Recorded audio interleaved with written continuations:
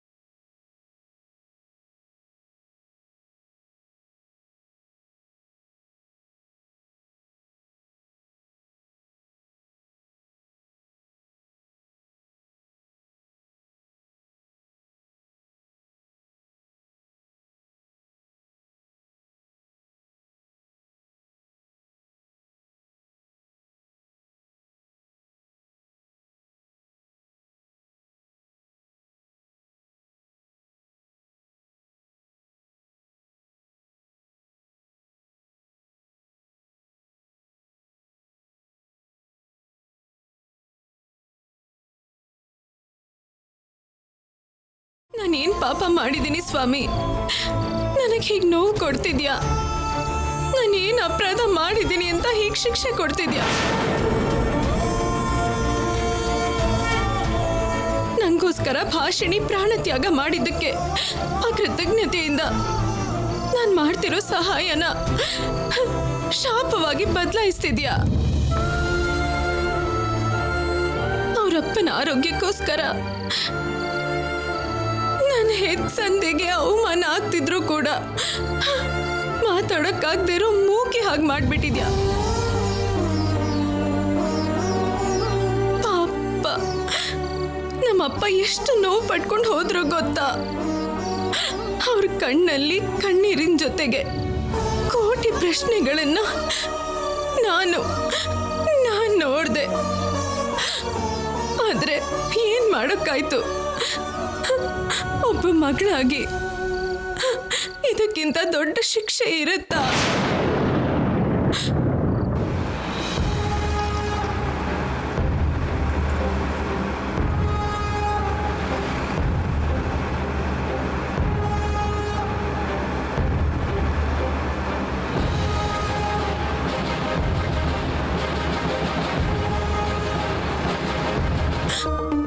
ರಾಹುಲ್ ಅವ್ರ ಹತ್ರ ತಾಳಿ ಕಟ್ಸಿ ನಮ್ ಸಂಬಂಧನ ನಮ್ ಪ್ರೀತಿನ ವಾಪಸ್ ಕೊಟ್ಟಿದ್ಯಾ ಅನ್ಕೊಂಡ್ರೆ ಅವ್ರು ನಡೆದಿದ್ದನ್ನೆಲ್ಲ ಮರ್ತೋಗೋ ಹಾಗೆ ಮಾಡಿ ನನ್ನ ಹೊಟ್ಟೆಲಿರೋ ಮಗುಗೆ ತಂದೆನೇ ಅಲ್ಲ ಅಂತ ಮಾತಾಡಿಸ್ತಿದ್ಯಾ? ಒಬ್ಬ ಹೆಂಡತಿಯಾಗಿ ಹೊಟ್ಟೆಲಿರೋ ಮಗು ತಾಯಿಯಾಗಿ ಇದಕ್ಕಿಂತ ದೊಡ್ಡ ಆಪಾದನೆ ಇರುತ್ತಾ?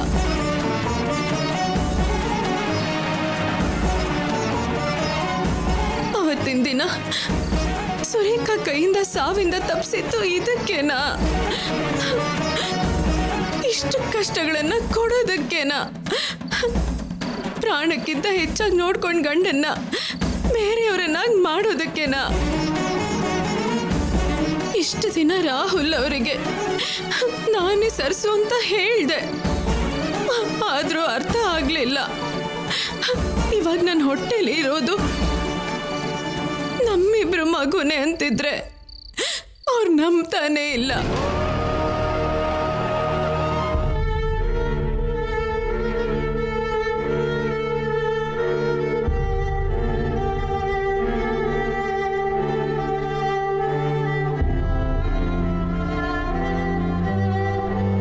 ತಾಯಿಯಾಗೋ ಆನಂದಕ್ಕಿಂತ ಭವಿಷ್ಯ ನೆನೆಸ್ಕೊಂಡ್ರೆ ಆಗ್ತಿರೋ ಭಯ ಮನ್ಸೊಳಗೆ ನೋವನ್ನ ಹೆಚ್ಚು ಮಾಡ್ತಿದೆ. ಮನುಷ್ಯರಿಂದ ದೂರ ಆಗಿ ಈ ದೇವಸ್ಥಾನದಲ್ಲಿದ್ರೆ ಆಗೋದನ್ನೆಲ್ಲ ನೋಡ್ತೀಯೇನೋ ಅನ್ಕೊಂಡಿದ್ದೆ. ಆದ್ರೆ ನಮ್ ಕಷ್ಟಗಳನ್ನ ನಮ್ಗೆ ಬಿಟ್ಟು ಹೀಗೆ ನೀನು ದೂರ ಆಗ್ತೀಯ ಅಂತ ಅನ್ಕೊಂಡಿರ್ಲಿಲ್ಲ.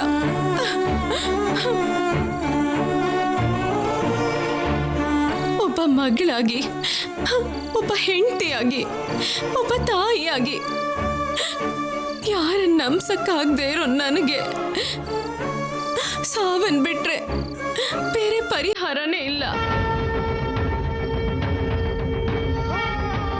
ಆದ್ರೆ ನನ್ ಸಾಯಲ್ಲ. ನೀನ್ ಬರ್ದಿರೋ ಹಣೆ ಬರಹದಿಂದ ನಾನು ಶಿಕ್ಷೆ ಅನುಭವಿಸ್ತಿದ್ದೀನಿ.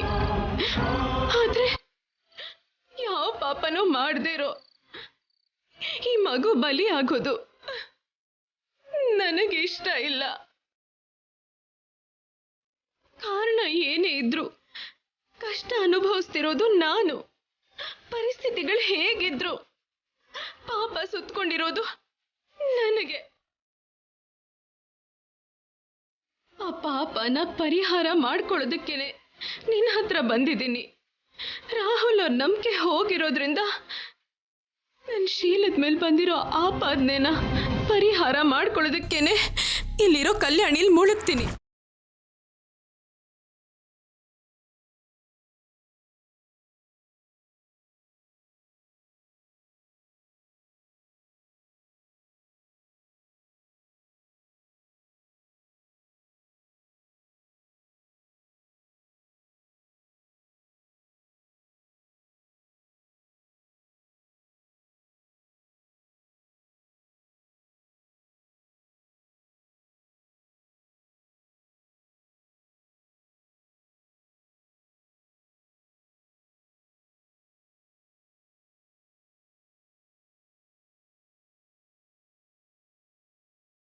ಮನಸ್ಸಲ್ಲಿರೋ ನೋವು, ಅಸಹಾಯಕತೆಯಿಂದ ಒಳ್ಳೇದು ಕೆಟ್ಟದ್ದು ಮುಹೂರ್ತ ಕಾಲ ಯಾವುದನ್ನು ನೋಡ್ದೆ ಯಾರಿಗೂ ಹೇಳ್ದೇನೆ ಬಂದಿದ್ದೀನಿ.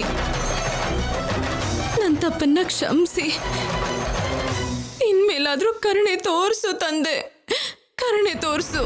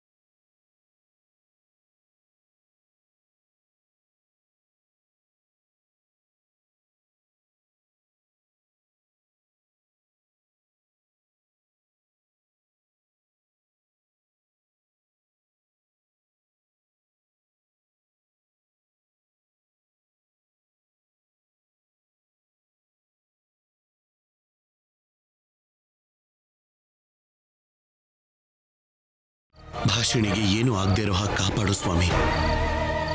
ಅವಳು ಎಲ್ಲೇ ಇದ್ರು ಕ್ಷೇಮವಾಗಿರೋ ಹಾಗೆ ನೋಡ್ಕೋ ಸ್ವಾಮಿ.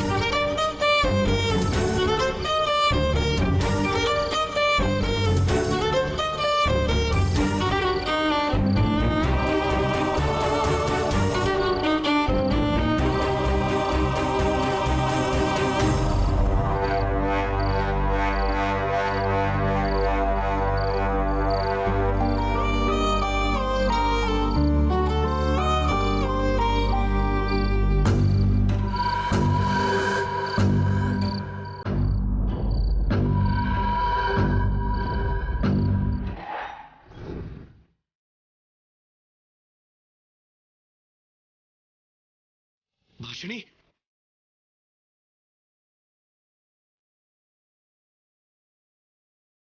ಭಾಷಿಣಿ,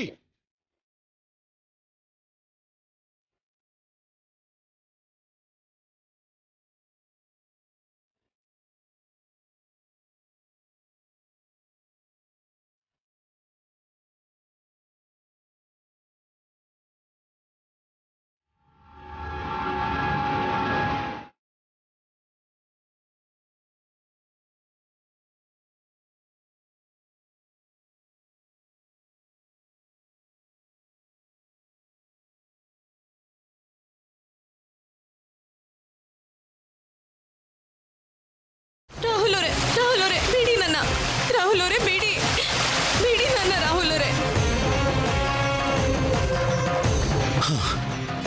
ಬಾ. ರಾಹುಲ್ ಅವರೇ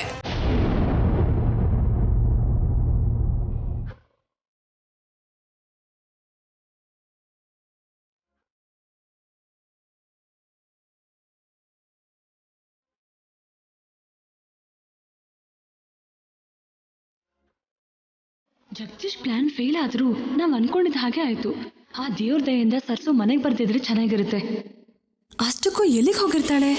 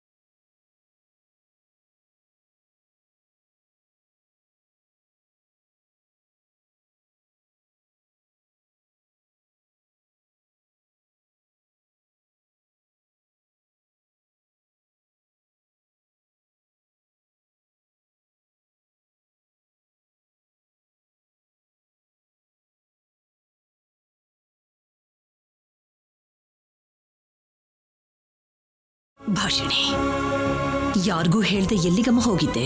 ನಾವೆಲ್ಲರೂ ಇಲ್ಲಿ ಎಷ್ಟು ಟೆನ್ಷನ್ ಆಗಿದ್ವಿ ಗೊತ್ತಾ? ಏನಮ್ಮ ಬಟ್ಟೆ ಎಲ್ಲ ಒದ್ದೆ ಆಗಿದೆ?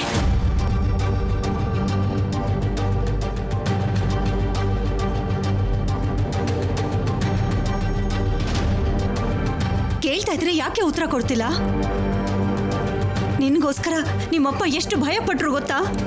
ಕನಿಷ್ಠ ಅವ್ರ ಆರೋಗ್ಯನ ಗಮನದಲ್ಲಿಟ್ಕೊಂಡಾದ್ರೂ ನೀನ್ ನಡ್ಕೋಬಾರ್ದೇನೆ?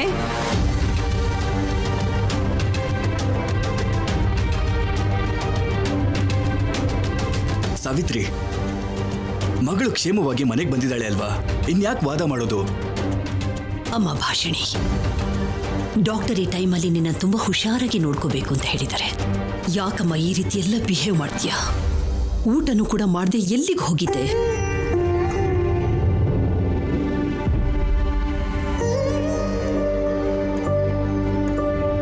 ಅವಳು ಹೇಳಬೇಕು ಅನ್ಕೊಂಡ್ರು ಹೇಳಲ್ಲ ಮೇಡಮ್. ಹೇಳಿದ್ರೆ ನಿಮಗೆ ಎಲ್ಲಿ ಕೋಪ ಬರುತ್ತೋ ಅಂತ.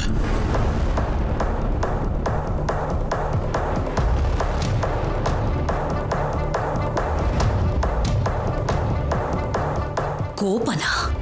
ನನಗೆ ಕೋಪ ಬರುವಂಥ ಕೆಲಸನ ನಮ್ಮ ಭಾಷಿಣಿ ಯಾವತ್ತೂ ಮಾಡೋದಿಲ್ಲ. ಎಲ್ಲಿಗೆ ಹೋಗಿದೆ ಅಂತ ಹೇಳಮ್ಮ.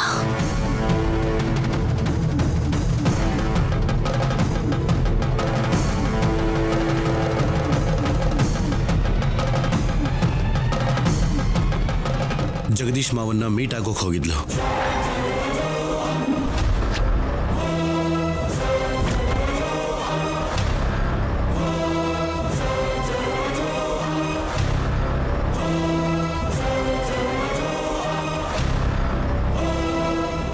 ಅವನ್ನ ಮೀಟ್ ಆಗೋದು ಯಾತಕ್ಕೆ?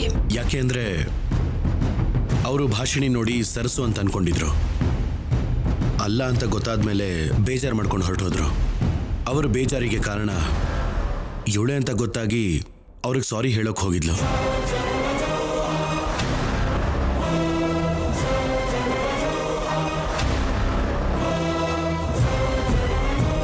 ಅವನಿಗೆ ಸಾರಿ ಹೇಳೋದು ಯಾಕಮ್ಮ? ನಿಜ ಏನು ಅಂತ ಗೊತ್ತಿಲ್ಲದೆ ಬಾಯಿಗೆ ಬಂದ ಹಾಗೆಲ್ಲ ಮಾತಾಡ್ದ. ಅಂಥವ್ರಿಗೆ ಅವಮಾನನೇ ಆಗಬೇಕೇ ಹೊರತು ಕ್ಷಮಾಪಣೆ ಎಲ್ಲ ಯಾತಕ್ಕೆ? ನಮ್ಮ ಭಾಷಿಣಿ ಯಾರಾದ್ರೂ ನೋವಲ್ಲಿದ್ರೆ ನೋಡಿ ತಡ್ಕೊಳ್ಳೋದಿಲ್ಲಮ್ಮ. ಅದಕ್ಕೆ ಮಾತಾಡಕ್ ಹೋಗಿದ್ಲು ಅನ್ಸುತ್ತೆ. ಅಷ್ಟೇ ಅಲ್ವೇನಮ್ಮ?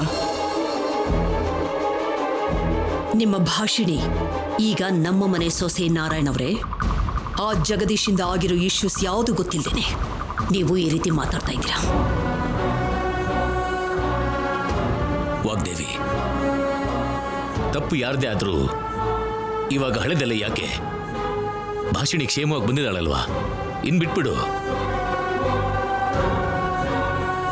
ರಾಹುಲ್, ಭಾಷಿಣಿನ ಒಳಗಡೆ ಕರ್ಕೊಂಡು ಹೋಗು.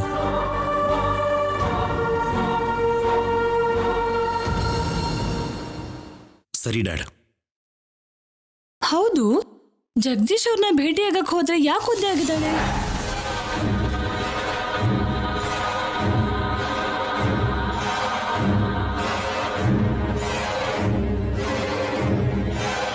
ಅದು ಅದಕ್ಕೆ ಅಲ್ಲಿ ಮಳೆ ಬರ್ತಿತ್ತು. ಮಳೆನಾ? ಇಲ್ಲಿಲ್ವಲ್ಲ.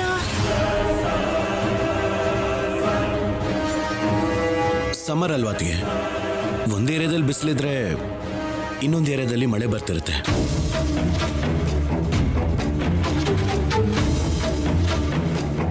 ಜಗದೀಶ್ ಮಾವನ ಮನೆ ಹತ್ರ ತುಂಬಾ ಜೋರಾಗಿ ಮಳೆ ಬರ್ತಾ ಇತ್ತು. ಅದೇ ಮಳೆಯಲ್ಲಿ ನಿಂತು ಮಾತಾಡ್ತಿದ್ಲು.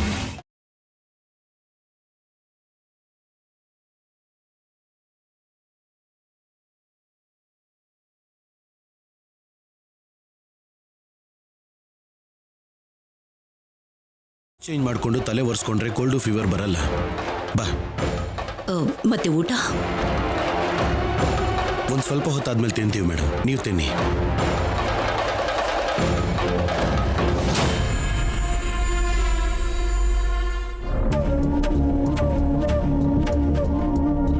ಸರಿ, ನೀವು ನಡೀರಿ, ಊಟ ಮಾಡಿ. ಹಾ, ಅವರಿಬ್ಬರಿಗೆ ನಾನು ತಗೊಂಡು ಹೋಗ್ತೀನಿ, ಬನ್ನಿ.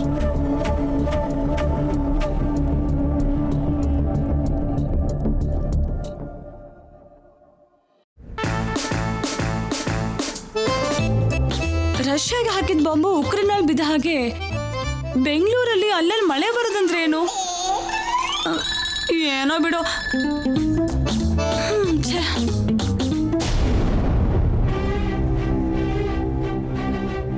ನೋಡು, ಜಡೆ ಪೂರ್ತಿ ಹೇಗೆ ಒದ್ದೆ ಆಗಿದೆ ಅಂತ. ಕೋಲ್ಡು ಫೀವರ್ ಎಲ್ಲಿ ಜಾಸ್ತಿ ಆಗುತ್ತೋ ಅಂತ ನನಗೆ ಎಷ್ಟು ಭಯ ಆಗ್ತಿದೆ ಗೊತ್ತಾ?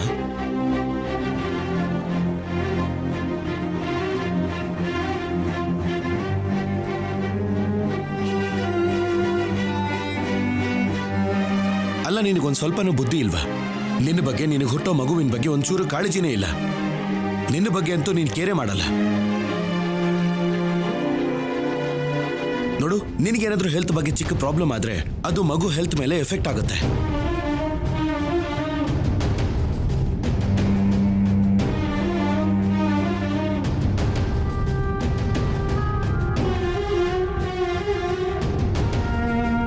ಅಲ್ಲ, ನಾನು ಎಷ್ಟೇ ಜಾಗ್ರತೆ ವಹಿಸಿದ್ರು ಕೂಡ ನೀನ್ ಯಾಕೆ ಇಷ್ಟೊಂದು ಕೇರ್ಲೆಸ್ ಆಗ್ತಿದ್ಯಾ? ಮಗು ಹುಟ್ಟಿದ ಮೇಲಲ್ಲ, ಮಗು ಹೊಟ್ಟೆಲಿರೋವಾಗ್ಲೇ ಪ್ರೀತಿ ತೋರಿಸ್ಬೇಕು.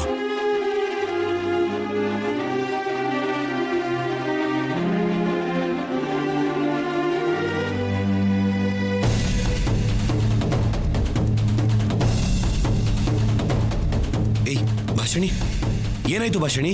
ಭಾಷಿಣಿ, ಭಾಷಿಣಿ.